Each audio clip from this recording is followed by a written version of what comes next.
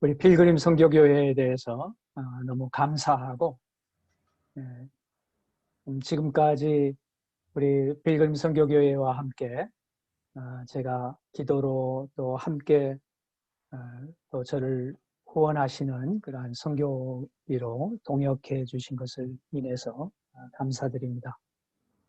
갑자기 목이 메는 것 같은 목소리가. 네. 그리고 선교센터 새로 이렇게 입주하신다고 하는 소식을 듣고 얼마나 감사한지 정말 하나님께 감사드렸습니다. 우리 양 목사님과 함께 모든 성도님들 정말 수고 많이 하시고 또 앞으로도 계속 선교에 앞장서 주시면 감사하겠습니다. 오늘 제가 강의를 하려고 하는 것은 처음에 포스트 코비드 19 미션이라 이렇게 제목을 했는데 이게 과연 포스트가 될 것인지 아니면 이제 코비드 19이 나와가지고 지금까지 지내오면서 앞으로는 with 코비드 19 미션이다 이렇게 얘기들을 하고 있는 그런 주제입니다. 여러분들이 잘 아시듯이 바로 이 지금 화면은 보이시죠? 네, 잘 보입니다. 네. 그래서 먼저 그 전체적인 내용은 외부 환경의 변화가 어떻게 되어가고 있고 그것을 전망하는 것, 그리고 외부 환경이라고 할 때에는 선교를 하는 사람의 입장에서 바라보는 외부 환경을 얘기하고, 그리고 선교하는 사람의 입장에서 내부 환경이라고 하는 것은 교회와 선교계를 해서 내부 환경이다 이렇게 저는 정의를 하고, 내부 환경의 변화를 관찰하고 전망은 어떻게 되는가. 그래서 그것을 분석하면서 어떤 대책을 우리가 마련할 수 있을까. 가능하다면 이런 모든 변화들을 주도적으로 우리가 나아가야 되겠다 하는 생각을 하게 됩니다. 우리 선교 환경의 이러한 변화 가운데 저희들이 외부 환경의 변화에 대해서 먼저 한번 생각을 해보겠습니다. 여러분들 잘 아시고 계시듯이 외부 환경의 변화는 지금 많은 그러한 변화들이 있지만 특별히 그 가운데에서 경제적으로, 사회적으로, 환경적으로, 그리고 교육적으로, 또 국제관계, 기술적으로 이런 얘기들은 그동안 많이 들으셨습니다. 제가 여기에 또 한 가지를 더 첨부시킨 것은 정신적, 정서적인 변화를 좀 첨가시켰다고 볼 수 있습니다. 우리가 경제적인 변화는 뭐 미국에 계시는 여러분들은 너무나 더 심각하게 느끼시겠지만 장기적인 경제 침체를 예상한다. 다들 지금 물론 뭐 미국 경제가 살아난다고 하고 한국 경제도 그렇게 얘기를 하지만 국가에서 돈을 많이 풀어가지고 지금 살아있는 것 같지만 결국은 모든 게 이제 빚으로 이렇게 하면서 장기적으로 보면은 상당한 경제 침체가 예상된다. 심지어는 경제 공황까지도 예상된다 이렇게 얘기하는데 이 부분은 뭐 제가 잘 말씀드릴 수 있는 분야는 아닌 것 같습니다. 우리 부동산 시장이 위축할 것이다, 뭐 이런 것들, 의료 시장이 확대할 것이다, 공유 개념이 변화할 것이다, 이런 부분들은 여러분들도 계속 많이 들으신 부분들인데 우리 선교계와 좀 더 이제 관련되는 부분들만 제가 좀씩 더 말씀을 드리고 지나가도록 하겠습니다. 국제관계 분야입니다. 국제관계는 세계화가 위축되는 방향으로, 그래서 지금까지 정말 거침없이 달려오던 세계화의 그러한 경향들이 점점 더 로컬라이제이션이 강화되어 가고 있는데, 그래서 그거를 우리는 글로컬라이제이션이라고 얘기를 해왔습니다. 그런데 최근에 이 팬데믹 현상으로 말미암아서 지역주의가 특별히 더 강화되는 것을 우리가 보고 있습니다. 세계 주도권의 변화, 이 부분에 대해서는 많은 사람들이 지금 의견이 엇갈리고 있는 것 같습니다. 우리 세계 주도권이 중국이 부상할 것이냐, 미중 간의 이러한 갈등들이 특별히 외부에 있는 사람들의 입장에서들 중국이 상당히 더 부상할 걸로 이렇게 보는 사람들이 많습니다. 미국에 있는 우리 보통 미국 사람들은 그렇게 보지 않는 사람들이 더 많죠. 그래서 뭐 중국이 금방 뭐 하는 것 같지만 결국은 그렇게 부상하지 못하고 중국은 세계 뭐 패권을 갖지 못할 거다. 한참 동안은 미국이 계속 주도권을 가지고 있을 거다라고 우리가 많이 얘기들을 하고, 그것은 미국 쪽에 좀 더 친미적인 그러한 경향의 사람들은 그런 반응들을 많이 보이는데, 뭐 한국만 해도 한국에서는 특히 이제 현 정부라든지 이런 데에서 그 친중적인 그러한 많은 정책들을 얘기를 하고, 그러면서 이렇게 중국이 앞으로 세계를 이끌어갈 거다. 이렇게 예상을 하게 되면은 상당히 친미적인 그러한 경향을 띠던 사람들이나 아니면 그런 그 정책이나 이런 것을 자꾸 친중적으로 변화를 시키고 있는 모습을 보게 됩니다. 저는 한국에 있기 때문에 그런 모습을 좀 더 느낄 수 있는 것 같습니다. 죄송합니다. 유럽이 약화될 것이다 라고 하는 이러한 부분들이 상당히 현실화되지 않겠는가. 그동안도 유럽이 많이 약화됐지만 그런 부분들이 더 많이 보이고, 기존의 소위 선진국이라고 했던 데가 이번에 우리 코로나 사태의 대응을 잘 못함으로 말미암아서 야, 이건 뭐 별거 아니구나 이렇게 생각하는 그러한 얘기들이 많이 나오고 있습니다. 염려스러운 것은 한국의 뭐 K 방역이다 이렇게 하면서 한국이 엄청 잘하고 있다고 한국 안에 있는 많은 사람들이 그런 식으로 얘기를 하고 들떠있는 그런 모습이 한국에서는 감지되고 있습니다. 리더십의 변화입니다. 코로나 대책에 대한 평가에 따라서 앞으로 그래서 한국이 엄청 앞으로 뭐 지도력을 발휘할 것이다 이런 무지갯빛 그런 예상을 하는 사람들이 한국에는 제법 있는 것 같습니다.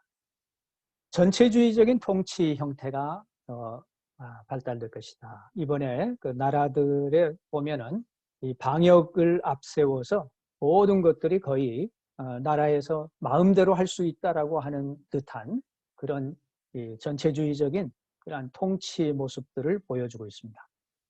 국제 공조 분야입니다. 국제 공조는 이 로컬라이제이션이 강조되면서 사실 세계화로 모두가 다 열려있던 세계가 이제 닫혀지고 있는데, 그렇지만 분야별로는 예를 들면은 우리 백신을 만든다든지 하는 이 백신이런 것들은 분야별로 국제 공조의 필요성이 대두되고 그것에 대해서는 부분을 협력할 것이다 이렇게 보여집니다. 기술에 대해서는 뭐 제가 더 말씀을 안 드려도 되겠습니다. 온라인 발달하고 IT 기술이 격변하고 가상현실, 증강현실, augmented reality, virtual reality들이 아마 우리의 가까이 다가오는 것 같습니다. 환경입니다. 환경 분야는 도시화에서 지방화로, 그래서 urbanization은 전 세계에 거스를 수 없는 그러한 경향이 아주 강하게 급속하게 일어나고 있었던 것이 이번에 이 urbanization이 과연 좋은 거냐, 또 꼭 그렇게밖에 할 수 없는 거냐 이런 생각을 하면서 더구나 집에서 이제 온라인으로 자택에서 근무하는 일들이 생기면서 도시로 가지 않아도 이게 가능할 수 있겠구나라고 하는 그런 개념들이 받아들여져 가는 것 같습니다. 그래서 분산 개념을 수용할 가능성이 크고 사무실의 개념이 변화해서 지방으로 많이 또 분산이 될 수도 있다 이렇게 보여집니다. 기후변화입니다. 이 기후변화에 대해서 제가 무슨 말씀을 드린 것보다도 이것에 대한 그 심각성을 더 많이 느껴가고 생태계 변화의 이컬러지에 대한 그 민감성, 센시티비티가 많이 늘어나고 있는 것 같습니다. 긍정적인 환경 변화로 자연을 중시하는 사상들이 상당히 호응을 받을 것이다. 이렇게 보여집니다. 기존 시스템의 변화, 교육에서는 기존 시스템의 변화와 붕괴가 예상이 됩니다. 이 캠퍼스 중심 교육에 대한 도전이 크게 증가하고 학위과정 대신에 아마 전문 영역 훈련을 통한 그 양성하는 이런 교육들이 더 많이 강조될 것 같습니다. 뭐 지금도 보니까 한 학교 안에서도 학과에 따라서 또 학교 칼리지에 따라서 온라인으로 하는 데도 있고 오프라인으로 하는 데도 있고 이러면서 테스트를 하는 것 같습니다. 제가 들으니까 그 하버드에서는 마스터 클래스들이 케네디 스쿨은 완전히 올해 한 해를 온라인으로만 진행한다고 합니다. 그래서 케네디 스쿨에 입학한 올해 학생들은 한 번도 만나지를 못하고 온라인으로만 진행을 합니다. 그런데 같은 하버드지만 하버드 비즈니스 스쿨은 비즈니스 스쿨 MBA 스튜던트들은 지금 거의가 다 기숙사나 아파트로 들어와서 같이 생활하면서 지금 학교를 다니고 있습니다. 그거는 한 학교에서도 지금 온라인이 과연 얼마만큼 잘 가능하고 이게 될 수 있는가, 또 오프라인이 어떤 장점을 가지고 이거를 또 할 수 있겠는가, 이걸 테스트해 보는 것 같습니다. 그래서 하버드 비즈니스 스쿨에서는 2주에 한 번씩 코로나 테스트를 학교에서 자체적으로 하면서 학생들을 계속 테스트하면서 학교를 지금 온하고 오프라인 캠퍼스로 공부하고 있습니다. 이런 것들이 기존 시스템이 변화할 것인지 아니면 더 이제 붕괴를 할 것인지 어떤 식으로 변화를 해야 할 것인지 테스트가 아주 활발하게 진행되고 있습니다. 온라인 교육, 그래서 교육 콘텐츠가 발달하고 전 세계적인 콘텐츠 확보에 연결이 필요한 것을 우리가 많이 느끼게 됩니다. 그래서 이 양질의 콘텐츠를 개발하는 것이 얼마나 중요한가 이런 것을 많이 느끼게 됩니다. 선교에서도 이 대안학교 교육이 예전에는 선교사들 특히 학교를 보낼 수 없는 자녀들을 집에서 홈스쿨링하는 이런 것들이 선교사들에게 받아들여지만 이제는 뭐 홈스쿨이 오히려 더 좋지 않나라고 이런 식으로 받아들여지는 것 같습니다. 사회적인 제도적 사회 통제가 아마 증가하는 것 같습니다. 이젠 뭐 한국 같은 데 처음에 코로나 감염이 되면은 그 확진자 한 사람이 나오면 이 사람이 지난 일주일 동안 어디를 다녔는지 모든 것을 다 조사해가지고 신문이고 이 인터넷에 다 올려가지고 정말 가장 뭐 두려운 게 다른 게 두려운 게 아니라 내가 확진되었다고 하는 소문, 이 소식이 이게 퍼져나갈 걸 생각하니까 너무 두려운. 저도 또 한국에서 한 20번 환자, 한 4, 5번? 4번인가 이렇게 나올 때 그때 제가 갑자기 독감 증세가 나타난 거예요. 뭐 정말 아주 어려웠습니다. 이 독감 증세가 나타나서 병원에를 가겠다고 해도 병원에서 오지 말라는 거예요, 다. 병원에서 열 있냐? 그래요. 열이 있다고. 그럼 오지 말아라. 그래가지고 일주일 만에 야 이래서는 안 되겠다 해가지고 보건소를 갔는데 그때는 이제 조금 열이 떨어진다고 테스트를 안 해주고 그냥 보내서 지금까지 내가 코로나에 진짜 걸렸었는지 안 걸렸었는지 모르고 지내오고 있습니다. 이게 저하고 제 아내가 두 사람이 제가 먼저 걸리고 있는데 그것 때문에 이 심리적인 이 스트레스는 말로 표현할 수가 없습니다. 이게 이제 사회 통제의 모든 모습이죠. 그래서 이런 게 시민운동이나 폭동으로 활발한 시민운동이 더 발달하거나 아니면 무절제한 폭동도 가능성이 있다. 미국에서도 그런 일들이 일어나고 있는 것을 여러분들이 경험하셨습니다. 가정의 붕괴 문제입니다. 그래서 저희가 이제 코로나 사태가 나면서 KWMA에서는 현지에 있는 모든 선교사님들에게 연결하기 위해서 지역별로 선교사님들을 연결하고 소식을 듣고 또 선교단체 대표들과 계속해서 줌을 통해서 회의를 했는데 아프리카에 있는 선교사님이 특별히 좀 부탁할 게 있다고 그래요. 그래서 뭐냐고 그러니까 부부 문제가 심각합니다. 부부 가정 문제가 심각해졌습니다. 코로나 때문에. 그래서 이 가정생활 세미나 같은 거, 특별히 부부 문제 이런 세미나 같은 것들이 좀 필요합니다. 이런 상담들이 필요합니다. 그런 얘기를 듣고 저희들이 이게 정말 있는 얘기구나. 우리 부부는 사이가 너무 좋아서 그럴 일이 없었는데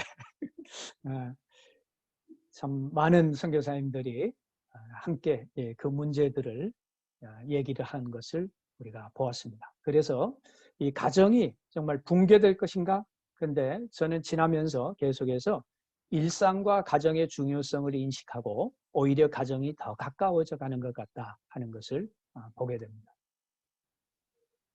글로벌라이제이션에 더 줄어들고 로컬라이제이션으로 더 많이 변하는 모습들, urbanization 좀 자연주의, 서버반까지 이런 건 아니겠지만 좀 더 자연주의가 더 증가하는 모습입니다. 하이퍼 커넥티비티 우리가 4차 산업혁명 시대의 키워드 중에 하나가 슈퍼 커넥티비티, 이렇게 하이퍼, 울트라 이런 모든 것이 다 연결됐다라고 했는데 우리는 놀랍게도 코로나 사태로 말미암아 언택트 커뮤니케이션을 해야 되는 온라인 언택트 커뮤니케이션을 해야 되는 이런 시대가 되어가고 있습니다. 그래서 개인 안정과 비대면 소통이 더 우리에게 다가서고 있습니다. 슈퍼 인텔리전스 이걸 얘기를 했는데 4차 산업혁명 시대에 모든 것을 다 안다. 우리가 모르는 게 없다 할 정도로 다 안다고 했는데 놀랍게도 이 바이러스 하나 때문에 모든 세계가 우리가 아는 게 아무것도 없구나. 이거를 깨닫게 되는 이런 징후였습니다. 초지능 사회, artificial intelligence의 이런 초지능 사회로 해서 모든 것들을 다 안다고 했지만 오히려 불확실성은 더 증가하는 그런 모습을 보여주고 있습니다. 정부는 빅브라더의 모습으로 나타나고 우리가 모든 것이 거의 통제되는 이러한 센스드 프리덤을 우리가 맞이하고 있는 그런 모습입니다. 전 세계의 부는 마치 99%보다도 1%의 사람들이 거의 소유하고 있는 것처럼 unbalance된 그러한 모습 가운데 economic crisis는 오히려 inequality를 더 조장하는 그러한 모습으로 나타나고 있습니다. 그래서 이러한 이 모든 환경의 변화들은 특별히 사람들에게 정신적으로 정서적으로 아주 큰 문제를 가져오는 것 같습니다. 그래서 미래의 진보에 대한 자신감이 감소하고 보이지 않는 분야에 대한 불안감이 증폭되고 있습니다. 모르는 사람에 대한 불신감과 기피증이 증가하고 있습니다. 격리와 단절에 대한 두려움이 증가하고 있습니다. 죽음에 대한 불안감이 증가하고 가족과 케어 그룹의 중요성에 대한 인식들이 증가하는 이러한 정신정서적인 변화를 저희는 지금 목도하고 있습니다. 그래서 격리와 단절에 대한 이런 두려움 증가와 함께 상담 사역이 필요가 증가하고 있습니다. 죽음에 대한 불안감이 증가하면서 앞으로 호스피스 사역의 필요성도 많이 증가해 할 것으로 기대됩니다. 또 시니어 선교사들의 재교육과 섬김 기회를 제공해야 할 필요를 우리는 보고 있습니다. 이것은 우리 한국에 지금 전 세계에 나간 우리 선교사님들이 저희가 공식 집계로 28,000여 선교사고 비공식 집계로는 아마 4만 이상으로 이렇게 보여지는데 그런데 이 가운데에서 한국에 지금 공식으로 선교사들로 들어와 있는 사람들이 5천 명 이상이 들어왔습니다. 어떤 분은 뭐 9천 명이라고까지 발표를 하는데 그거는 근거가 확실하지 없고요. 저희들이 파악한 걸로 한 5천여 명. 그래서 이 많은 선교사님들이 들어오고 이제는 시니어 선교사님들이 은퇴를 합니다. 그러면 이 시니어 선교사들, 이런 시니어 선교사들이 사역을 어떻게 할 것인가 하는 것들을 우리가 생각하게 되고, 이 가정 사역이 더 앞으로 활성화될 것으로 보여집니다. 자, 이러한 외부 환경의 변화와 함께 내부 환경, 우리가 선교를 하는 내부 환경은 어떻게 변화하고 있는가를 잠시 살펴보고자 합니다. 내부 환경의 변화는 저희가 이제 교회 상황의 변화, 그리고 선교 상황의 변화, 그리고 구조적, 그래서 이러한 대책을 어떻게 할 것인가, 이렇게 저희는 나눠보고자 합니다. 내부 환경의 변화를 교회는 어떻게 지금 변화하고 있고 선교는 어떻게 변화하고, 그래서 거기에 대한 대책은 우리가 어떻게 준비를 하고 할 것인가. 자, 교회 상황은 제가 이거는 자세하게 말씀을 드릴 필요는 없을 것 같습니다. 그냥 크게 대목들만 좀 나눕니다. 교육과 신학에 대한 이러한 챌린지가 굉장히 많아지고 있습니다. 정보화 증가하고 체계적 훈련은 약화되는 모습으로 지금 코로나 사태가 우리 교회에 아주 어려운 그런 도전을 주고 있습니다. 주일 예배를 거의 드리지 못함으로 말미암아 주일에 대한 의미, 그리고 헌금 문화가 변화하고 이제 가정 예배, 셀처치에 대한 그러한 관심이 또 증가할 뿐만 아니라 현실적인 대안으로 나오고 있습니다. 시스템이 잘 갖추어진 대형 교회를 선호하는 그런 경향이 나타나는 것 같습니다. 디지털 교회를 쇼핑하는, 완전히 주일이면, 주일이 아니라도 평일이라도 이제 한국에 조금 유명한 뭐 두 분 목사님 설교를 가장 많이들 듣고 있는데, 이런 분들의 설교는 그 교회 교인은 사실 10,000명이 조금 넘지만 외부에서 들어와서 듣는 그 숫자는 5만, 6만 이렇게 그냥 바로 넘어가는 그러한 모습을 보게 됩니다. 이게 이제 예전에는 자기가 속한 교회에 가서 그 교회 예배를 드린다고 하는 그런 개념에서 이제는 그냥 정말 예전에 TV 이벤젤리스트의 설교를 듣던 이러한 모습들로 지금은 온라인 처치의 쇼핑들이 일어나고 있습니다. 성전의 의미, 이 성전이라고 하면 물론 교회당을 성전이라고 보는 사람들도 뭐 그거에 대한 문제들이 많이 있지만 그래도 상당히 교회당 자체를 중요시하게 중요시 여겼던 이러한 것들이 이제는 많은 도전을 받고 지금 어느 곳이든지 바로 우리가 모이는 이 온라인상도 그게 바로 교회다 이렇게 하는 것들이 많이 나옵니다. 종말론이 부상할 것입니다. 앞으로 이단의 이러한 증가, 불확실성의 증가로 말미암아서 종말론에 대한 관심들이 늘고 또 이단들이 증가할 것으로 보여집니다. 자, 교회 상황은 이 구조적 분야는 어떻습니까? 그러한 신학적 분야와 함께 신학적인 분야와 구조적 분야. 그래서 교회의 구조적 분야는 소수 헌신 증가와 가나안, 안나가 성도, 소위 가나안 성도로 이분화되는 모습을 보여줍니다. 교회에서 지난 우리 한국에서 며칠 이번 주일에 교회 예배를 50명 미만으로 드릴 수 있도록 허락이 됐는데 그 50명 미만으로 드릴 수 있는 허락이 나자마자 그동안에 나오지 않았던 성도들, 어떤 뭐 작은 소수 교회, 소규모 교회인데 거기는 이 교회가 작기 때문에 300명 이상 들어가는 교회당이 아니면 20명까지밖에는 모일 수가 없습니다. 그런데 평소에 나오지 않았던 뭐 자주 나오지 못했던 성도들까지 함께 계속해서 나와가지고 사부 예배를 드렸다고 하는 얘기를 들으면서 그 목사님이 우리 교회가 정말 나올지 안 나올지 그거 걱정했는데 예배를 드린다고 하니까 뭐 서로 빨리 20명 안에 들어와서 예배 들어오기 위해 준비하고 그리고 지금까지 내지 못했던 헌금을 다 가지고 와서 헌금을 했다. 그런 얘기를 들으면서 본인은 뭐 교회가 충분히 이걸 다 이겨낼 것이다.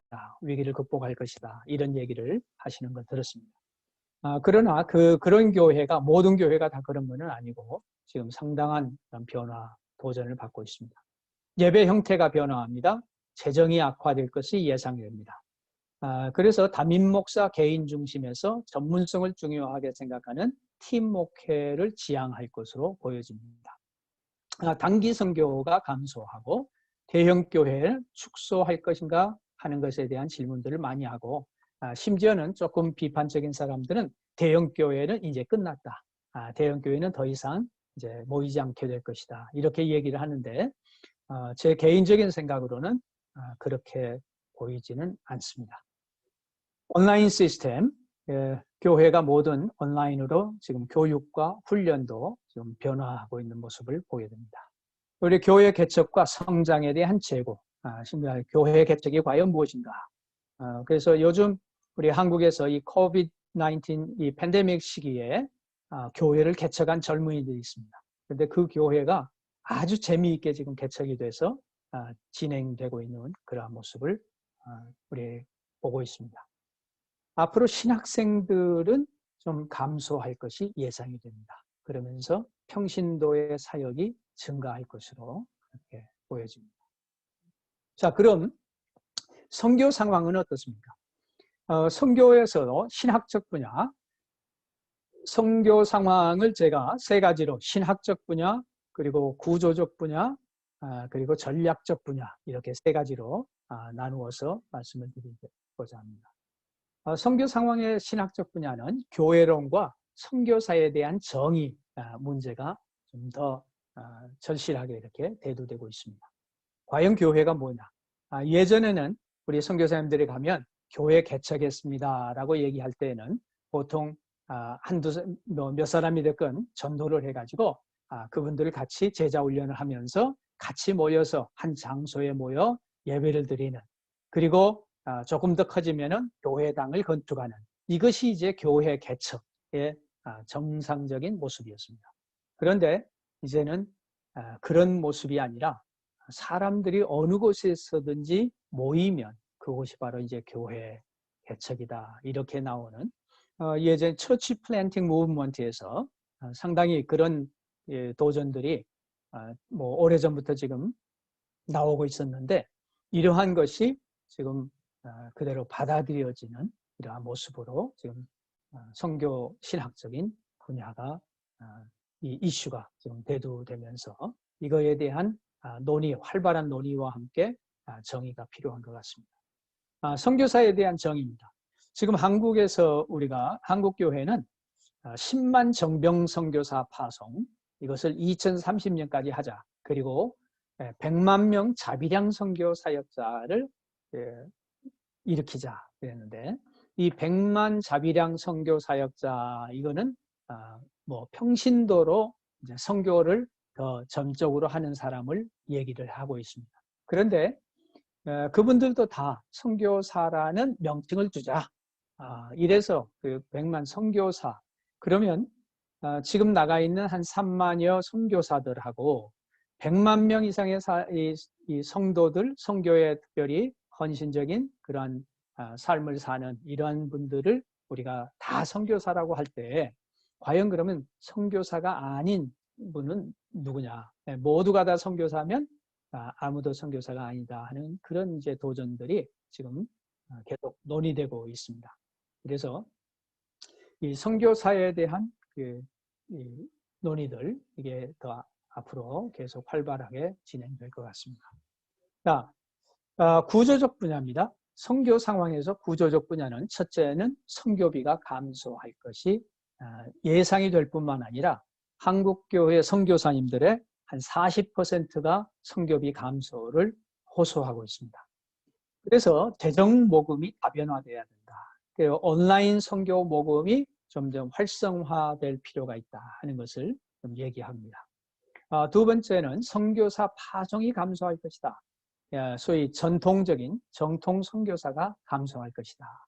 그리고 기존 선교사들이 국내에 유입해, 한국 특히 얘기입니다. 뭐 미국에는 좀 그런 거는 적지만 그래도 한국 선교사들이 한국에 지금 많이 유입되고 있는데 이 국내에 유입되는 선교사들의 이주민 선교에 관심을 가지고 이 이주민 선교 영역에서 좀 마찰이 생기는 것을 우리가 보고 있습니다. 그래서 시니어 선교사님들의 증가할 텐데 이 시니어 선교사님들은 과연 그러면 어떻게 이분들의 의미 있는 그런 시니어 삶을 살게 할 수 있을 것이다. 여기에 대한 관심들이 많아지고 있습니다. 전문인 선교가 증가합니다. 비즈니스 선교, 텐트 메이커, 아까도 말씀드렸습니다만 100만 자비량 선교 사역자 양성, 뭐 이런 것들이 더 활발하게 앞으로는 전통적인 선교사 개념보다는 전문인 선교사가 증가하고 NGO 선교가 많이 증가할 것으로 보여집니다. 불확실성이 증가합니다. 장기 선교사가 감소하고 단기 선교사가 증가할 것으로 보여집니다.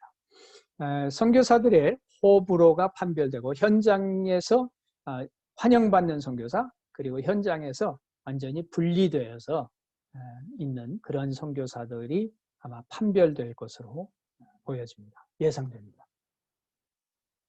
전략적 분야에서 그러면 앞으로 이 비대면 선교는 어떻게 할 것인가? 언택트 시대에 이 비대면 선교를 어떻게 하는가 지금 뭐 다양한 지금 노력들이 있는데 이 비대면 선교를 가장 전략적으로 어떻게 해야 할 수 있는가 이런 부분들에 대해서 많은 고심을 하고 우리가 베스트 프랙티스 비대면 선교의 지금 현재 어느 정도 이렇게 실질적으로 되어지고 있는 베스트 프랙티스를 지금 저희들이 찾고 있습니다.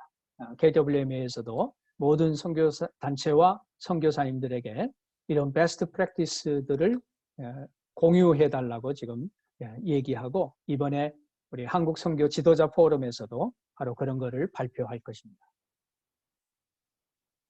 이주민 난민 사역의 활성화입니다. 이 전략적 분야에서 지금 우리가 갈 수 없는 이러한 분야도 있지만 우리를 찾아온 이주민들 그리고 난민들 이것은 활발하게 지금도 진행되고 있습니다. 여러분들 그 그리스의 레스보스 섬이라고 있습니다. 터키 바로 접경 지역에 있는 레스보스 섬이 있는데 그 레스보스 섬에 한 난민 캠프에 한 13,000여 명이 살고 있습니다.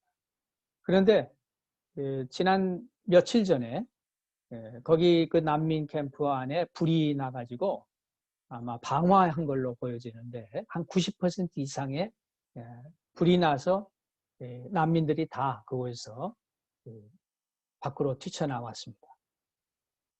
이 13,000여 명이 뛰쳐나왔는데 마치 그때 우리 선교사님, GP 여자 선교사님 한 분하고 또 단기 학생들 1년 섬기기 위해서 간 우리 단기 봉사자들이 4명 이렇게 있습니다.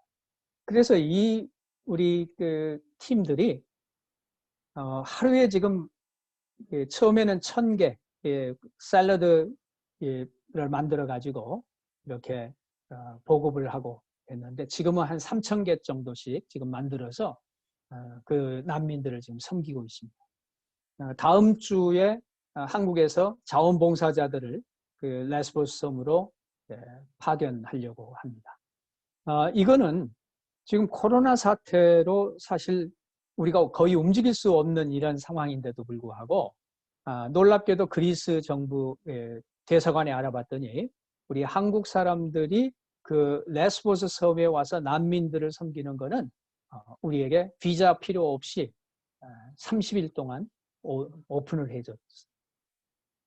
이게 지금 그러니까 난민 사역들이 이런 시대에도 이런 시기에도 지금 할 수 있는 가능성이 있는 사역들이라는 거죠. 그런데 독일에는 지금 못 갑니다. 독일은 거의 이제 받아들여지지 않고 그래서 이런 데는 못 가지만 오히려 난민들이 많이 모여 있는 이런 곳으로 또 갈 수 있는 상황입니다. 이주민 숫자가 감소가 예상이 됩니다. 많은 사람들이 움직이는 것이 지금 제한을 받기 때문에 이주민 숫자가 감소는 예상이 되지만 현재 우리 주위에 와 있는 이주민들에 대한 사역은 충분히 가능합니다. 철수 선교사를 그래서 국내에 유입했는데 이 철수 선교사들을 어떻게 활용할 것인가? 아까도 말씀을 드렸습니다. 협력 사역의 필요가 증가하고 있습니다. 방금 그 레스보스 섬 난민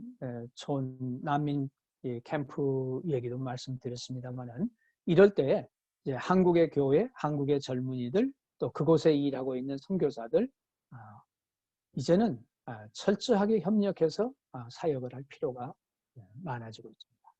외국인을 배척하는 그러한 현상들이 많이 일어나고 있습니다. 시니어 선교사 증가로 인한 사역 확장의 필요가 있습니다.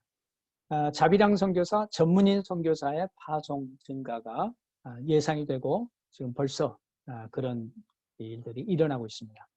이 역파송 선교에 대한 방법론 이겁니다. 이거는 우리가 주위에 온 이주민들, 난민까지 포함해서 이 사람들을 훈련시켜서 이들이 자기 민족에게, 자기 종족에게, 자기 나라로 돌아가 선교를 감당할 수 있도록 하는 역파송에 대한 더 활발한 논의가 진행되고 있습니다. 선교사 이동 감시 체계가 강화됨으로 말미암아 장기 선교사, 우리 또 특히 대규모 단기 팀들의 이동은 아주 제한적이 될 것입니다.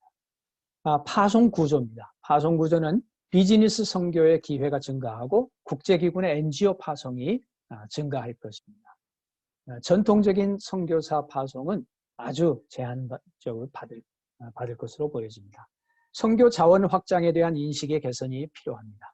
그래서 선교 자원을 창의적 선교사 개념으로 변화가 요구되고 선교비 확보가 대책이 마련돼야 할 것입니다. 국제 공조를 통해서 기존 자원의 효율적 활용이 필요합니다. 이 국제 공조를 통한 기존 자원의 효율적 활용이라고 하는 것은 많은 컨텐츠가 이미 개발되어 있는 것도 있고 또 아주 좋은 사람들이 있는데 우리가 그동안 파트너십이 잘 활발하지 않아서 서로가 함께 시너지를 만들어내지 못했던 것을 우리가 생각하면서 국제 공조가 더 활발해지도록 노력을 해야 할 것입니다. 직접 선교에 대한 질문입니다. 그래서 지금까지 우리 항상 전통적으로 그게 가장 좋다고 생각했던 바로 이런 직접 선교, 그래서 장기 선교사에 대한 감시가 증가됨으로 말미암아 이 장기 선교사들이 어떻게 불확실성의 증가로 인해서 중단하고 또 선교를 이걸 전환할 것인가, 이런 모습들이 지금 앞으로 계속 논의가 될 것입니다. 언택트 시대의 컨택을 만들 기술적 방안 마련이 시급합니다. 여기에서 선교사의 역할의 변화가 예상이 되고 이것이 아주 중요한 부분으로 보여집니다. 자, 그러면 이런 선교 상황의 변화를 위해 대책으로 이런 곳에 나갈 훈련을 그럼 어떻게 할 것인가? 그래서 기본적인 신학 교육이 돼 있다고 하는 그러한 전제로 교회에서 제자 훈련들을 받고 나름대로 준비되어 있는 사람이라고 하는 것을 전제로 해서 우리는 선교사가 자립형 사업 모델을 찾거나 사역과 사업을 한 팀으로 선교하도록 조직하고 교육할 필요가 있다고 생각됩니다. 이것은 뭐냐 하면 선교사님들이 지금 선교비가 앞으로 감소될 것이고 현장에서 자립형 선교를 거의 must로 아주 생각을 하고 거의 선교를 시작해야 된다 하는 것입니다. 현장에서 그 생활과 직결될 수 있는 기술 훈련이 이 선교사들에게 필요하다고 보여집니다. 현장 선교사의 연장 교육 필요성과 가능성도 증가하고 있습니다. 지금 현지에 필요한 교육 내용들에 대한 요구가 많이 증가했습니다. 그래서 훈련 내용들은 자기관리 역량, 자기관리 역량을 키워야 됩니다. 정말 스스로 어떻게 이제는 자기 스스로 설 수 있는지 관리하고 이런 돌볼 수 있는 역량을 키울지 이러한 것들이 아주 필요하고요. 그리고 지식정보 처리 역량, 이 지식정보 처리 역량이라고 하는 것은 엄청난 지금 자원들이 우리에게 들어오고 있습니다.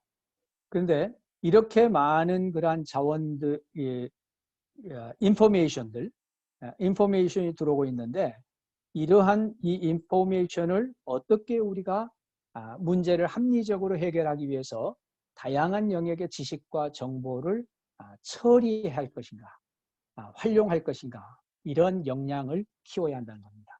선교사들 요즘 보면은 SNS에 떠돌고 있는 엄청난 인포메이션들은 가짜 뉴스도 너무 많습니다.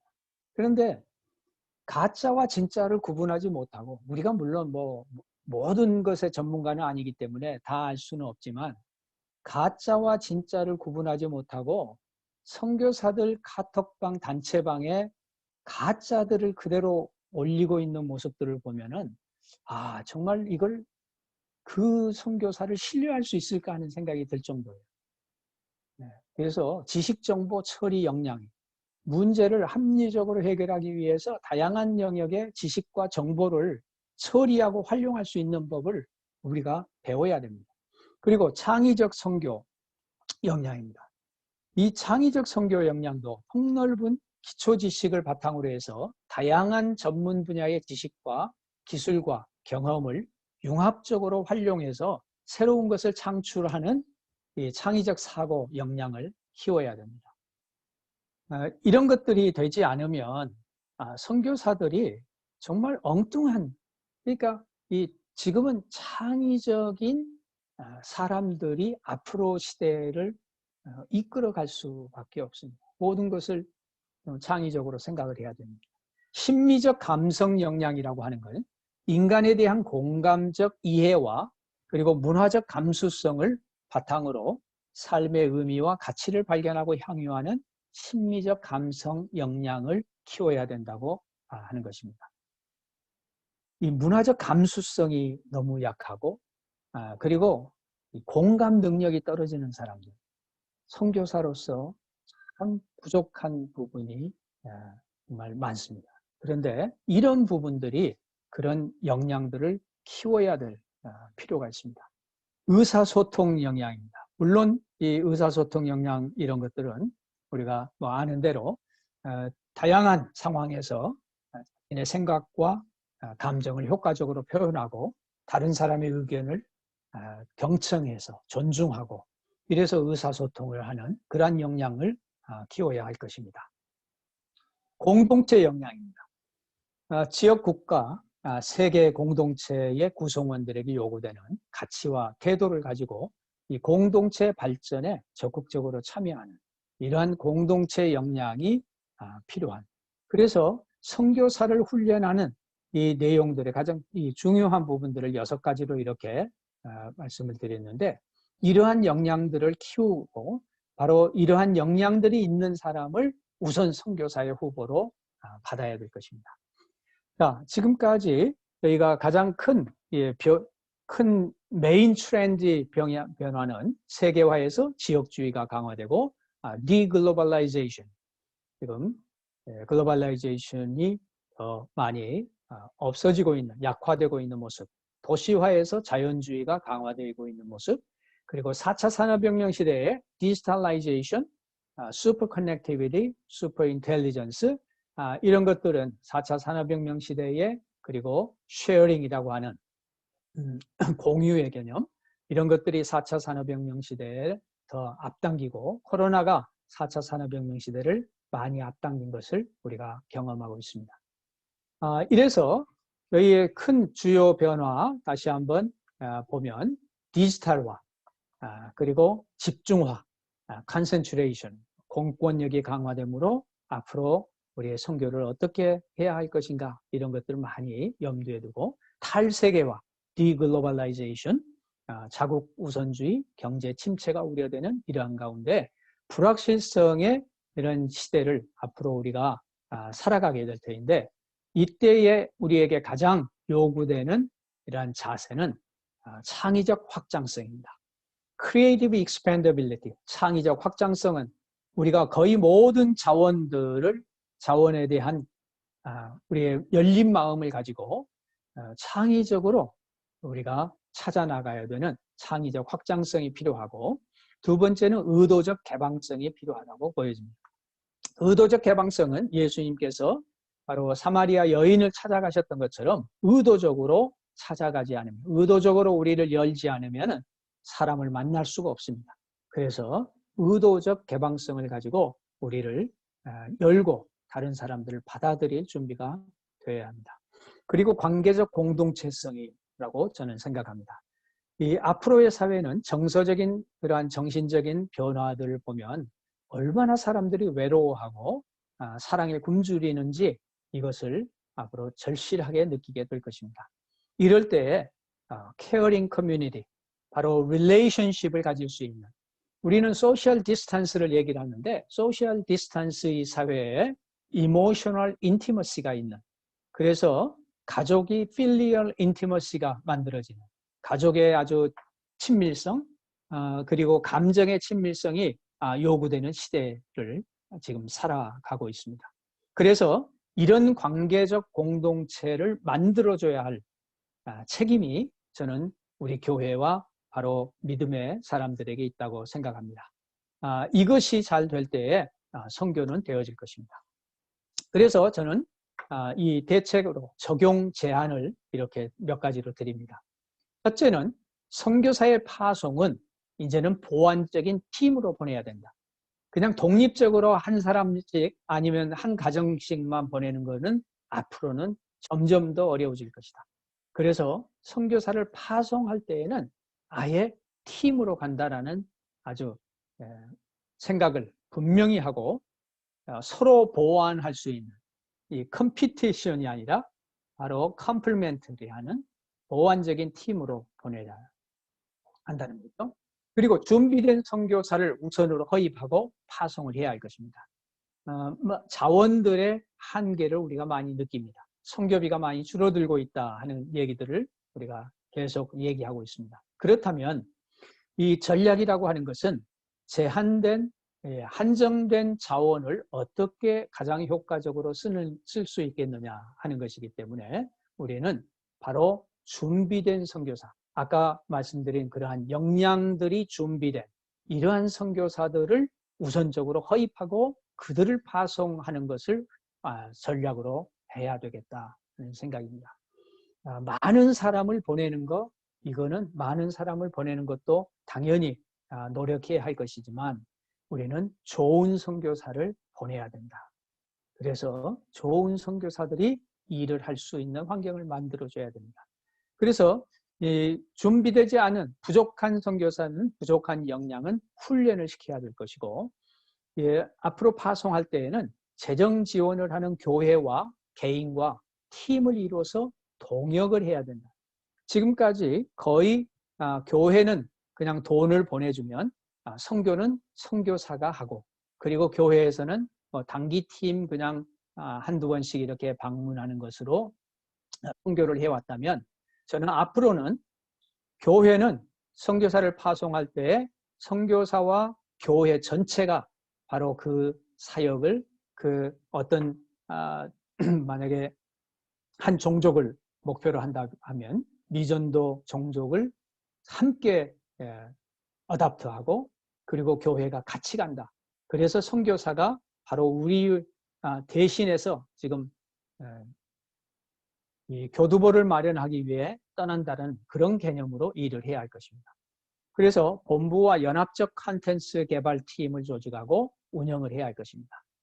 선교본부는 우리 선교사가 현장에서 쓸 수 있는 그러한 콘텐츠들을 계속해서 개발하고 이거를 발전시켜서 선교사들이 현장에서 바로 쓸 수 있는 그러한 이 컨텐츠 개발 팀을 저희는 이거는 뭐 교회에서뿐만 아니라 저희가 KWMA에서도 한국교회 선교 전체적으로도 준비를 해야 될 중요한 부분으로 보여집니다. 국제단체나 INGO 등에서 일할 젊은이들을 발굴하고 양성하고 이들이 네트워크를 활성화하도록 도와야 할 것입니다. 앞으로 전통적인 선교사 파송보다도 특히 MK들이라든지 이런 또 우리 미국에서 자라고 있는 우리의 젊은이들 가운데 국제단체에 그리고 인터내셔널 NGO들에서 일할 수 있도록 이런 젊은이들을 어려서부터 발굴하고 또 격려하고 이들을 양성해서 지금 많은 자원들이 있는데 이 자원들을 활용할 수 있도록 이렇게 하고 현재 그것에 관심 있는 젊은이들을 네트워크화해서 도와주는 게 필요할 것입니다. 다국적 다문화 자원 네트워크입니다. 우리 한국 사람들만 하는 것이 아니라 한국도 우리 동포들, 교민들 뭐 이런 사람들만 하는 것이 아니라 이제는 다국적 팀을 만들어서 다문화 팀이 만들어져서 사역할 필요가 있을 것입니다. 자, 창조적 확장성으로 모든 가능성을 열어두고 접근을 해야 됩니다. 우리 이제 이 시대에 정말 우리는 어떠한 지금까지 가졌던 그냥 전통적인 사고, 전통적인 생각으로 우리가 막혀 있어서는 안 되고 끊임없이 우리의 자신을 열고 크리에이티브 익스펜더빌리티, 창조적 확장성으로 나가야 할 것입니다. 지금까지 약간 원리적인 얘기를 말씀을 드렸다면 각각 다양한 영역별 적용은 개인의 몫이라고 생각합니다. 연령별로 적용할 것, 직업별로, 성별별로, 또 선교 사역별로 대응을 하는 것들은 다양하게 준비를 해야 할 것으로 보여집니다. 제가 여기까지 발표를 마치고 이제 여러분들과 함께 같이 질의응답으로 시간을 갖도록 그렇게 하겠습니다. 네, 감사합니다. 이제 질문을 저에게 보내주시면 제가 선교사님께 질문을 드리겠습니다. 우선 먼저 지금 송호민 목사님, 한성교회 송호민 목사님께서 질문을 주셨는데 오늘 강의 주제와 직결되는 건 아니지만 이제 사무총장님 나오셨기 때문에 KWMA의 그 타겟 2030 운동에 대한 설명을 좀 부탁드리고요. 또 하나는 최근에 인터콥에 대한 KWMA의 입장이 바뀐 것으로 알고 있습니다. 여기에 대한 설명을 부탁드립니다. 이렇게 이 두 가지 질문을 해 오셨습니다. 예, 타겟 2030 운동이라고 하는 거는 한국교회에서 2006년도에 2030년까지 한 25년을 생각하면서 2030년까지 우리가 한국교회를 이렇게 선교운동을 했으면 좋겠다라고 하는 그러한 목표를 설정한 것이 타겟 2030 운동입니다. 그래서 아주 극히 한국적이죠. 국가 경제개발 계획, 5개년 계획, 뭐 1차 5개년 계획, 2차 5개년 계획 하듯이 바로 2006년부터 시작해가지고 1차 5개년, 2차, 3차까지 올해까지 하면 3차 5개년 계획이 15년을 지내왔습니다. 그러면서 거기에 이제 중요한 것들은 어떻게 우리가 전방 개척 선교를 더 집중해서 할 것인가, 그리고 훈련은 어떻게 더 할 것인가, 또 정보 공유와 이런 것들을 어떻게 할 것인가, 또 어떻게 건강한 선교 단체를 만들 수 있도록 선교 행정들은 어떤 식으로 발전해 나갈 것인가, 그리고 선교사들의 멤버 케어는 어떻게 더 할 것인가, 이런 그 다양한 방면에서 조금씩 더 발전시켜 나갈 것들을 얘기해 왔습니다. 근데 그 중에서 숫자로 나온 거는 바로 2030년까지 우리가 10만 명의 정병 선교사를 파송하고 100만 명 자비량 선교 사역자를 아까 잠깐 말씀드렸습니다만은 100만 명 자비량 선교사 뭐 이제 이렇게 나오니까 이게 선교사라고 하면 혼동되지 않느냐. 그래서 선교 사역자 이렇게 얘기를 하는. 그래서 10만의 선교사를 파송하자. 그런데 2006년부터 시작해가지고 2016년 10년 동안에 거의 해마다 1000명 이상의 선교사들이 파송이 됐습니다. 그러니까 상당히 많은 선교사 파송이 증가하기 때문에 우리가 이런 증가 추세를 보면 앞으로 10만 명도 가능하지 않겠느냐 이렇게 됐었는데 안타깝게도 2016년도에 선교사 숫자가 증가되지 않고 0이 됐습니다. 그리고 2017년부터 제가 KWMA의 사무총장을 2017년 1월에 맡았는데 2016년에 증가가 전혀 되지 않는 이런 시간이 있었고, 그리고 그 다음부터는 아주 소수 증가를 하기는 하지만 그렇게 괄목할 만한 증가는 아닌 선교사 숫자 증가가 지금 거의 정체되어 가고 있습니다. 그래서 이 타겟 2030 운동이라고 하는 것은 한국교회가 꼭 어떤 숫자에 매여서보다도 계속해서 선교를 더 건강하게 더 각 분야에서 발전을 시켜 나아가자. 2030년까지 그런 목표를 가지고 지금 나아가는 것이 지금 타겟 2030 운동입니다. 그래서 그 숫자를 아예 없애자라고 하는 그런 얘기도 있었지만 그거보다는 우리가 그래도 2006년도에 시작해서 이런 일들을 하나님 앞에 정말 하나님께서 허락하시면 우리 한국교회가 이렇게 선교사도 보내고 선교를 더 잘하겠습니다 하고 함께 고백했던 것이기 때문에 그 숫자는 그대로 지금 두고 진행을 하고 있습니다. 인터콥의 문제를 말씀드리자면 인터콥은 그 파키스탄 사태 때문에 사역 지도를 받게 됐고 그동안 멤버십에서 정지를 당했었습니다. 그랬는데 올해 2월 올해 멤버십 정지에서는 풀리고 사역 지도는 앞으로 2년 동안 계속해서 받는 걸로 지금 인터콥은 진행하고 있습니다.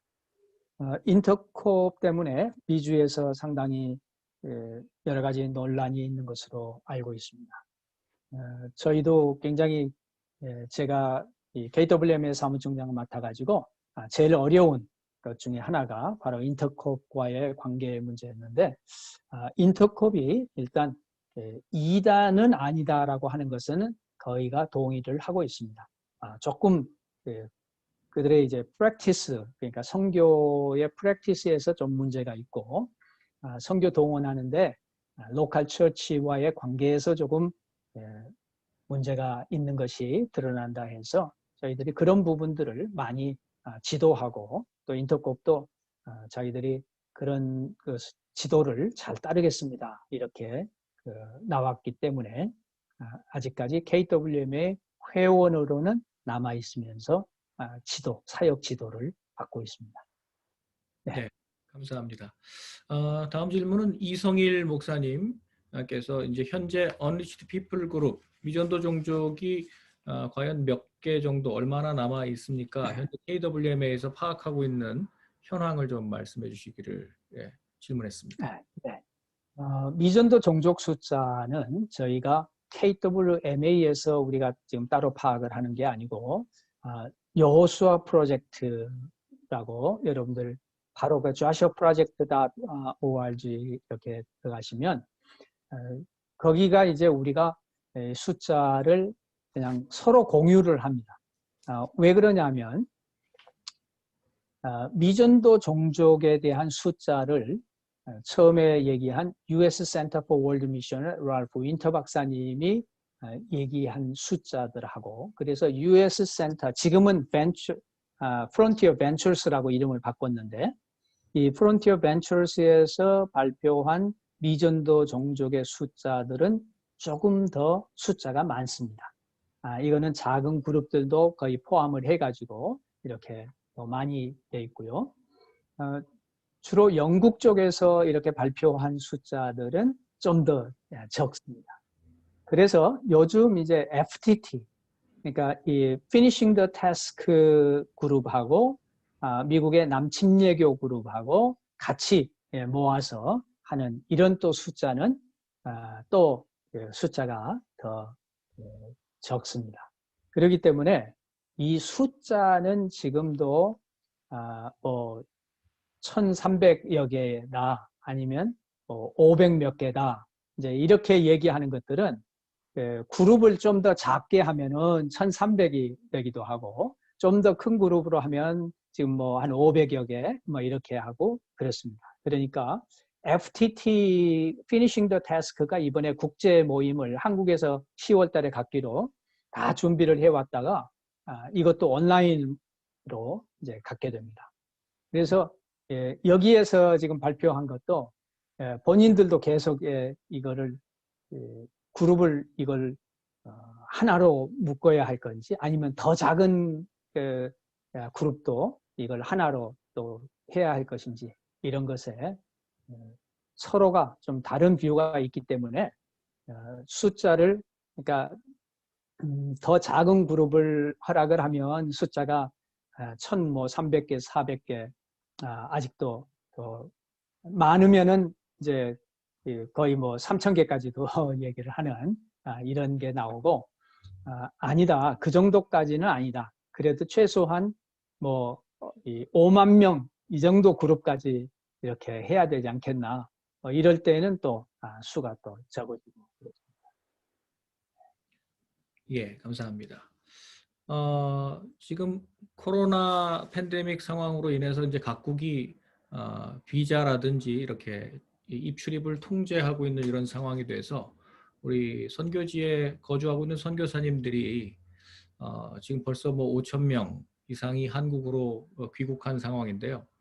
현재 네. 그러면 이런 추이를 좀 예상하실 수는 있으시겠습니까? 얼마나 더 선교사님들이 철수하셔야 되는지, 그리고 또 향후 점점 더 선교지의 상황은 악화될 텐데 그렇다면 그 계속 거주가 이제 어려워지는 이런 상황에서 지금 선교사님들은 어떤 대안을 지금 마련해야 네. 하겠는지. 예.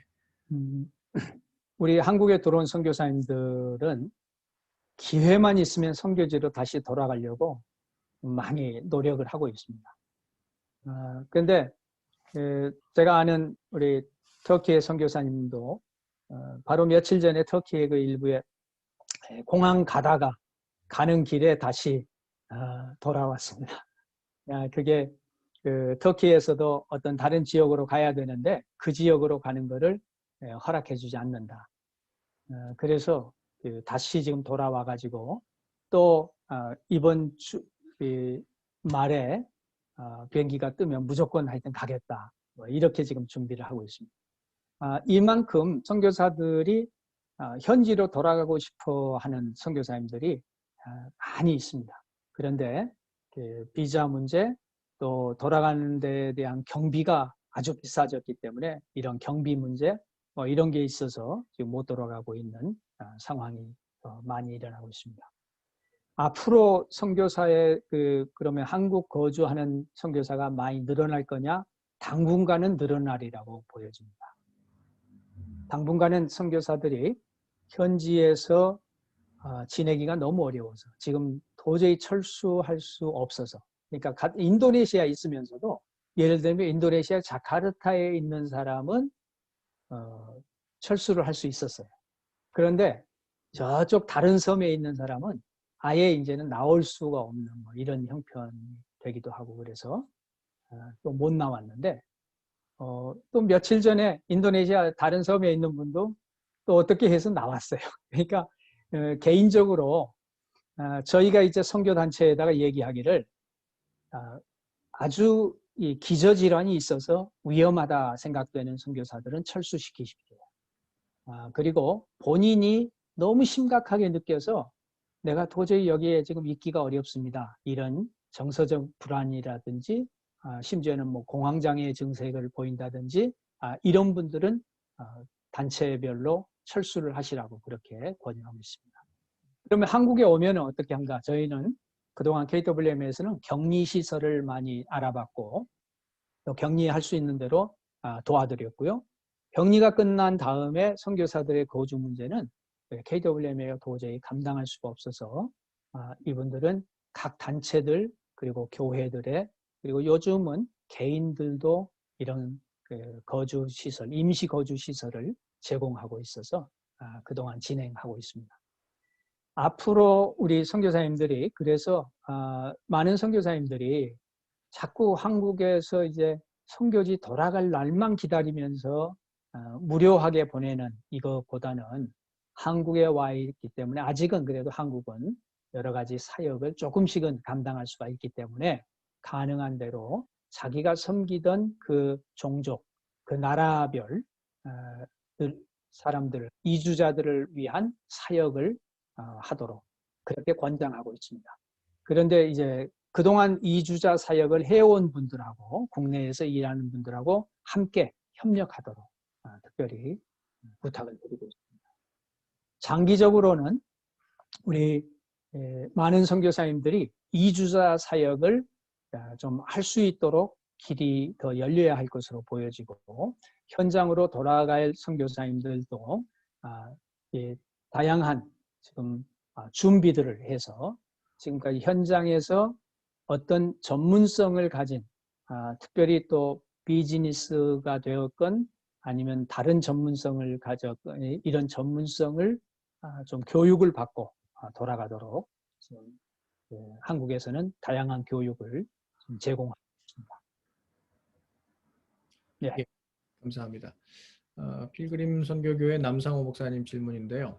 코로나19로 인해서 사람들의 오프라인이나 온라인 모임이 충분히 통제될 수 있는 상황에서 특별히 이러한 유형의 통제는 앞으로 교회나 선교사에 대한 핍박으로 나타날 수도 있다고 생각합니다. 이러한 상황을 대비해서 혹시 교회나 선교회가 대비해야 할 것들 또는 전략은 무엇이 있을까요? 이렇게 말씀해 주셨습니다.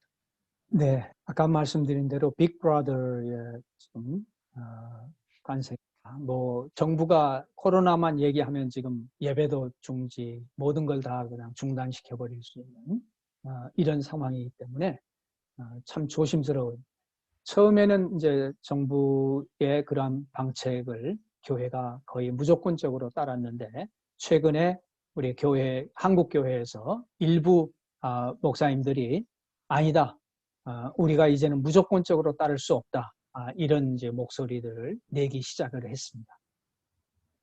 앞으로 우리 선교사들이 현지에 그러니까 외국인으로서 현지에 나가서 거주할 때에는 이거는 정부의 이 컨트롤을 피할 길이 없습니다. 그래서 중국에서 사역을 했던 것처럼 생각하고 이제는 거의 모든 나라에서도 사역을 하는 것들이 필요하다고 생각을 합니다. 그만큼 이 중국에서는 그러니까 외형적인 뭐 건물을 짓는다든지 무슨 센터를 운영한다든지 뭐 이런 다양한 것들은 선교사들이 아예 할 생각을 못했습니다. 그리고 사람 키우는 거, 사람 제자 훈련하고 정말 이 소그룹으로 소규모의 사람들을 양성하는 거 이런 일들이 있는데 앞으로 전 세계에 아마 극히 남미나 아니면 아주 선교에 호의적인 몇 나라들을 제외하고는 선교사들이 거의 그런 모습으로 가야 하지 않을까 이렇게 생각합니다. 그래서 선교사들에게도 그런 준비를 시켜야 되고 또 그런 정말 중국에서 사역을 한다고 생각을 하는 정도로 이제는 보안 문제도 많이 신경을 써야 되겠습니다. 줌 화상회의 하는 거를 하느냐 사용하느냐 마느냐 때문에 많이 얘기를 했는데 얼마 전에 보니까 중국 가정교회 사역자들 지도자들이 수백 명이 그냥 줌으로 막 해버리더라고요. 그래서 야 그거 어떻게 다 알 텐데 어떻게 그럴 수가 있냐 그랬더니 정부에서 다 알고 있어도 우리 그냥 합니다. 이러면서 줌 화상회의를 하는 것을 보았습니다.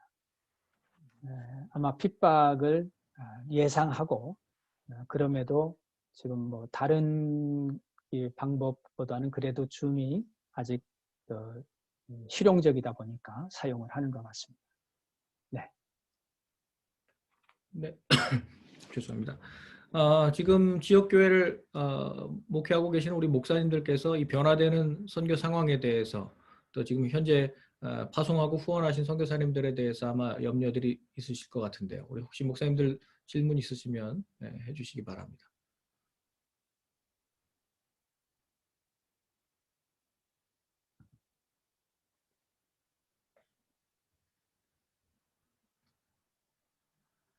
네. 아까 말씀드렸듯이 예전에 그러니까 우리가 그냥 재정적으로만 후원하는 것으로 끝나는 것이 아니라 그 선교사님의 장점, 특별히 그 선교사님이 가지고 있는 은사들을 잘 파악하고 이 선교사님의 은사와 함께 컴플멘터리하는, 그러니까 보완적인 그런 다른 선교사들의 팀을 만들어서 선교지로 파송하고, 또 선교지에 그러니까 다 같이 가지 않는다고 할지라도 교회에서 그런 사람들이 팀으로 이루어 가지고 교회와 선교사가 함께 일한다. 선교지에 우리가 함께 간다. 이런 개념으로 앞으로는 선교를 꼭 해야 될 것이다 생각합니다. 네. 아까 선교사님께서 현재 이 변화에 대해서 아주 중요하게 처음에 말씀해 주신 것 중에 이제 세계화가 오히려 이제 지역화, 이제 지역을 강조하는 방향으로 이렇게 변화된다라고 말씀하시고, 지금 또 선교지가 위축되면서 이제 선교사님들도 이 국내 네. 안에서의 이제 지역에 있는 타민족 타문화에 대한 이제 이런 관심이 높아지고 있고요. 또 이제 그런 사역으로 네. 방향이 바뀌어야 된다라고 생각을 하는데요. 이제 네. 한국의 국내에 있는 이주민, 또 타민족, 미국에는 네. 더 많은 또 타민족들이 있는데 이쪽으로 방향을 돌리는 것이 지금 이제 앞으로 우리가 가야 할 방향이라고 보십니까? 예. 저는 지금 당장에 우리가 할 수 있는 것 중에, 또 앞으로도 지속적으로 우리가 많은 관심을 가져야 될 것이 이주민 사역이라고 생각합니다. 난민 사역이고, 특히 미국에서는 이런 부분을 많이 더 관심을 가지고 일을 해야 할 것으로 생각합니다. 우리가 이제 항상 선교하면은 뭔가 우리가 살고 있는 이 지역을 떠나서 멀리 있는 누군가를 찾아가서 한다고, 이게 이제 우리한테 쉽게 받아들여지고 하는 거지만, 전략적으로 또 보면 우리는 지금 한국 같으면은 거의 250만 명에 달하는 이주민들이 와 있습니다. 그러면 저희가 지금 그 KWMA에서도 이주 난민 센터를 만들어 가지고 아프가니스탄 사람들, 또 아프리카 예멘 사람들, 지금 이런 사람들에게 복음을 전하고 이들이 이제 지내도록 하는데, 예전 같으면 그러니까 예멘이라든지 이런 데에는 복음을 전하는 게 거의 불가능했어요. 예멘 사람들에게. 그런데 이들이 한국에 난민으로 들어와 가지고 제주도의 난민이 갑자기 한 550여 명이 들어오는 바람에 난민 사태라고 할 정도로 이슈가 됐죠. 그런데 이들을 저희가 섬기게 됐는데, 이들의 일부는 지금 벌써 세례를 받고 예수님을 잘 영접하고 완전히 세례를 받는 그런 일들이 일어나고 있고요. 저희 지금 제가 개인적으로 글로벌 호프라고 하는 NGO를 통해 가지고 사역을 계속 하고 있는데, 이 NGO 글로벌 호프에서는 희망의 마을이라 할 센터를 만들어서 아랍계 사람들을 돕고 또 아프리카 난민들을 돕는데, 아랍계 사람들 가운데에 뭐 복음에 대한 관심들이 많이 일어나고 있고, 이들 가운데 지금 변화하는 모습들을 보게 됩니다. 시간도 많이 걸리고 이렇게 하지만 현지에서는 거의 가능하지 않았던 일들이 한국에서 그게 지금 가능으로 떠오르고 있고 현재 되어지고 있으니까, 저는 미국은 예전부터 미주에 있는 모든 교회들이 관심 있는 분야이기는 하지만, 우리 한인교회들은 사실 미주에 온 다른 그 민족들에 대한 관심들이 그렇게 많지는 않았던 것 같습니다. 그런데 이거는 전략적으로 너무 중요하다고 생각합니다. 그래서 교회가 교회 근처 우리 교포들이 우리 교민들이 살고 있는 그 근처에 있는 이주민들 우리가 좀 파악을 하고 그들에게 어떻게 복음을 전할 수 있고 아니면 그들의 자생적인 그런 복음 전도 활동이 일어나고 있는가를 파악하고 그들을 도우면서 함께 일할 것을 찾는 것은 아주 중요하다고 생각합니다. 네. 현재 코로나 시대를 언택트 시대라고 이렇게 말씀하셨잖아요. 현재 네. 언택트 시대인데 그렇지만 컨택트 어떻게 하면 우리가 더 많은 사람을 접촉할 것인가 여기에서 이제 그 디지털 온라인 사역이 필요가 돼도 되는데요. 이것이 지금 우리 한국 교회도 필요하고 또 국내 목회도 필요하고 사실은 선교지를 지금 떠나 있는 선교사님들도 선교지에 있는 우리 지도자들과 멘토링을 할 수도 있는 방법이 되기 때문에 KWMA에서는 지금 이 온라인 사역에 대한 지금 좀 활발한 논의가 예. 있는 것 같은데. 예. 저희가 그 디지털 플랫폼이라 해가지고 이 다양한 SNS를 통해서 복음 전파를 어떻게 할 것인가 하는 그동안 프랙티스 해온 방법들을 많이 공유하고 나누고 있습니다. 예를 들면 그 페이스북으로 터키에서 아주 활발하게 사역을 오랫동안 해왔고 이 페이스북을 통해 가지고 여러 선교사님들에게 그러니까 그러니까 페이스북을 통해서 성경을 보급을 해왔는데 이 성경 보급으로 끝난 게 아니라 그 페이스북의 데이터를 잘 분석을 하니까 근처에 있는 이 좋은 교회들 개척하는 그 개척 멤버들을 거기서 찾을 수 있고 아주 포커스된 그룹들에 집중할 수 있는 이런 데이터가 분석이 되는 거예요. 그처럼 지금 미국의 All America라고 하는 앱이 하나 만들어진 게 있습니다. 그거는 뭐냐 하면 그 All America는 미국에 있는 각 가정들 바로 내가 있는 이 미국 가정의 근처의 사람들을 한 사람 한 사람을 놓고 우리가 각 가정별로 기도하자. 이렇게 해서 그들을 기도하는 사람, 내가 이 사람을 위해서 기도한다. 이런 식으로 표시를 하면 그 다음에 또 내가 이 사람을 위해서 언젠가 복음 접촉을 했다. 그러니까 전도를 시도했다. 뭐 이런 것들을 이 프로그레스로 이렇게 보여주는 이런 지금 운동이 일어나고 있습니다. 시작됐습니다. 그래서 여러분들도 그걸 한번 참조해 보시면 그 예전에 유스 위드 미션 그 대표였던 분하고 지금 몇 분들이 이제 미국에서 그 운동을 일으키고 있는데 이런 것들을 통해서도 주위의 사람들을 예를 들면 우리가 필그림 선교교회의 근처에 있는 우리 성도들이 살고 있는 근처의 사람들을 우리가 최소한 기도하자. 그러니까 기도부터 엔게이지하고 내가 그러면 이 집에 있는 누구를 위해서 기도한다. 성도들이 몇 집을 이렇게 놓고 내가 기도하기 시작했습니다. 그리고 기도하기 시작했습니다. 이런 식으로 다 같이 모으면 그 다음에는 그 사람들을 위해서 우리가 어떤 선물을 주면서 전도를 하려고 이제 시도를 합니다. 이런 과정들을 지나면서 또 내가 전도를 했습니다. 전도를 복음을 전했는데 이분들이 받아들였습니다.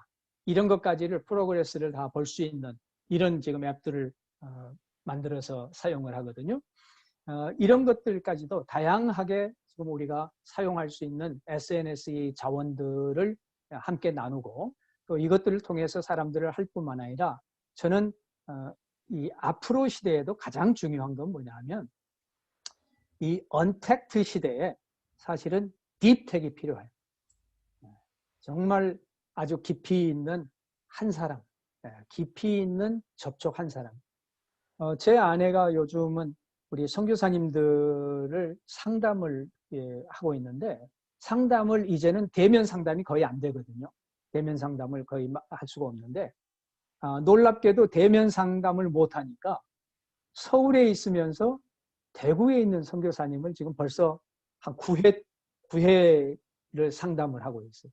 그리고 며칠 전에는 인도네시아에 있는 선교사님하고 상담을 시작을 해가지고 또 이렇게 상담을 하고 있고, 그러니까 대면 상담도 하지만 이렇게 전혀 그 대면이 안 되는 이런 온라인 상담을 아주 활발하게 하면서 그 변화하는 모습들을 이렇게 보고 있습니다. 그러니까 다양하게 우리가 노력을 하면, 물론 최선은 가까이서 대면으로 하는 것이 가장 좋지만, 그래도 이런 언택트 시대에도 우리가 가능한 사역이 많다고 생각을 하고, 그렇다면 예전의 선교같이 내가 전혀 모르는 사람들에게 나아가서 그들을 컨택을 만들어서 지속적으로 할 수 있는 것은 거의 지금은 안 되거든요. 디스턴스가 있기 때문에.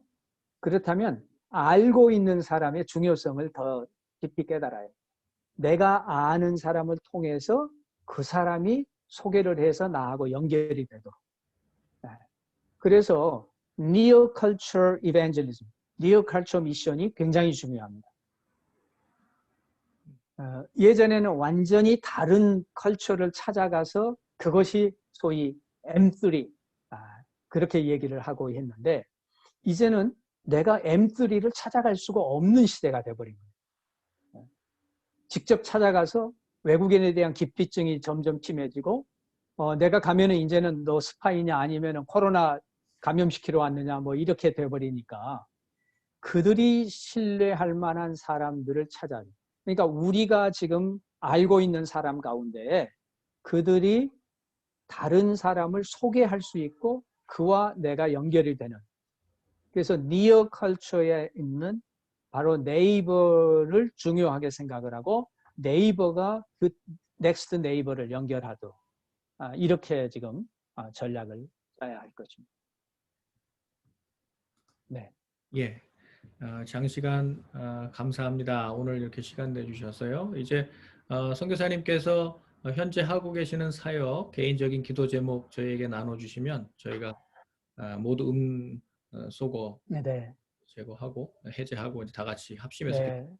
제가 KWMA 사무총장 사역을 맡은 게 이제 3년 9개월 돼서 이제 4년, 올해 말이 내년 1월이면은 임기를 마치게 됩니다.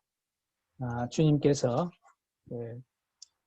저에게 맡겨주신 일들을 마지막까지 잘 감당하도록 지혜를 주시고 하나님의 은혜를 더해 주시도록 기도해 주시고요. 저는 앞으로 또 많은 남은 삶을 더 보람 있게 살아갈 수 있도록 주님께서 인도해 주시기를 위해서 기도해 주시기를 부탁드립니다.